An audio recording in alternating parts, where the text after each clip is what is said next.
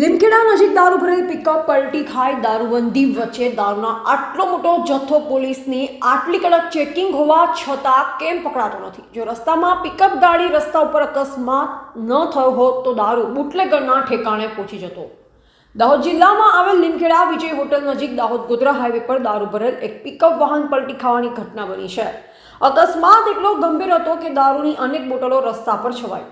ગુજરાતમાં કડક દારૂબંધી હોવા છતાં આટલો મોટો જથ્થો ક્યાંથી આવ્યો? કોણ છે તેના પાછળના સૂત્રધાર? આ મામલે હવે ચર્ચાનો વિષય. સ્થાનિક લોકોના જણાવ્યા પ્રમાણે રોજબરોજ અનેક વાહનમાં વિદેશી દારૂ ભરી તેના હેરફેરની કોશિશ થઈ રહી છે, પરંતુ અકસ્માત થાય એ વખતે જ ખબર પડે કે દારૂ ભરેલ ગાડી છે. આ પિકઅપમાં પણ ડ્રાઈવરે સ્ટીયરિંગનો કાબુ ગુમાવતા રોડ પર પિકઅપ પલટી ખાતા દારૂની રેલમછેલ. હવે પૂછપરછ બાદ હકીકત બહાર આવશે કે આ દારૂ ક્યાંથી આવ્યો અને ક્યાં લઈ જવામાં આવી રહ્યો હતો. પોલીસ ઘટના સ્થળે પહોંચી વધુ તપાસ શરૂ કરી છે. રિપોર્ટર ગોવિંદભાઈ પટેલ, લીમખેડા, દાહોદ.